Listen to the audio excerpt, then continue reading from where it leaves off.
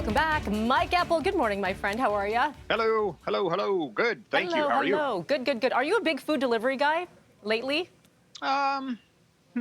Sometimes, although we try to support some of the local establishments around our subdivision here, and I'll just drive over and pick it up myself. Yeah, why not? What else are you doing? Yeah, yeah, kind of. Well, you raise a good point, but at the same time, you look at the the cut that these companies are taking from some of the smaller entities. I'm not too worried about getting a delivery from McDonald's, for example. Right. They can kind of afford to pick up the tab, but nevertheless, the small independent restaurants and such, give them as much support as possible. You got it, absolutely. But let's talk about DoorDash, because making some moves here. Let's talk some of the numbers. Well, it's remarkable. I mean, this has been the year of the delivery service, certainly, Melanie, and we saw DoorDash become a publicly traded company on Wall Street Wednesday, and it is worth more than $60 billion. Whoa, I like the music. It's an app. It's remarkable. It's an app on your phone, right? But and it doesn't make any money. Like, let's put that out there right now, and it's not going to anytime soon. But it's the growth of this segment of the economy now. Uber, for example, saw its share price jump to a record high because DoorDash was such a hot commodity. It was quite a remarkable day, and the venture capital investors who got in early on DoorDash made about an 80% profit right off the bat. It's just, look, some of it has to do with market euphoria that's going on right now. The tech sector's just been nuts, and it's just hitting record upon record, and people are clamoring for the next big thing. And maybe DoorDash is it, or maybe it's not. Maybe. Now I want Chipotle, cheesecake, and whatever else visuals we had there. I'm very hungry. Okay, let's talk about this, the latest in vaccine news. So obviously Health Canada, the big news, saying yes to the Pfizer-BioNTech vaccine. Yeah. Ahead of the U.S., which is really interesting. A lot of people went, wait a second, you'd think they'd be first. You would think it would be the FDA, but they have another meeting set up for today in their multi-stage process of approving the vaccine.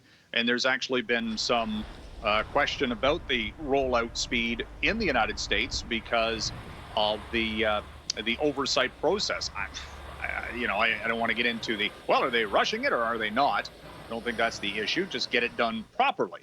But that's the process the U.S. does. Bahrain is another country that has approved the Pfizer-BioNTech vaccine. Now, again, as you've been talking about, this is about logistics at this point. Getting it out, in storage at minus 70 degrees or something like that. So it's not getting the vaccine to the people; it's getting the people to the vaccine. Actually, you're going to have to go to likely a special injection site for right? Because they're not bringing it to your house on DoorDash. I'll tell you that. Absolutely not. That's not happening. I guess you can pack it in dry ice.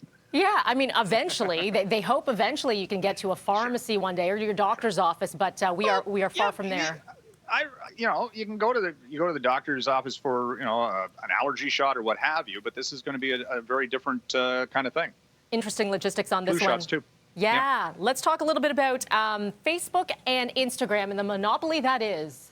Yeah, this dates back to, so the issue is how much control do the social media entities have, and in this case, Facebook is being accused of monopolistic practices by the U.S. Federal Trade Commission.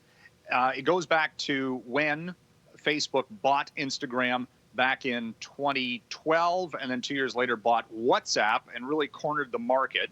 And the FTC says, no, you got to go back and kind of undo those deals and maybe spin off Instagram as its own separate company. How you do that? Well, I mean, they broke up the Bell telephone company back in the 70s and 80s, so anything's possible. Facebook's saying, well, you guys want a do-over because you approved these deals back then. But in 2012 and 2014, social media was not what it is today. Right. So that's what they're kind of looking at here. And then you get back into the whole issue of regulating these companies related to hate speech and that kind of thing. And should they be held liable for what goes out on their platforms? That's another debate in and of itself, which will also be something that the Biden administration will be dealing with early in 2021. Got a big job ahead of him, that's for sure. Yeah, indeed. All right, Mike, always appreciate, if I can say it, your time. Okay. Thank you.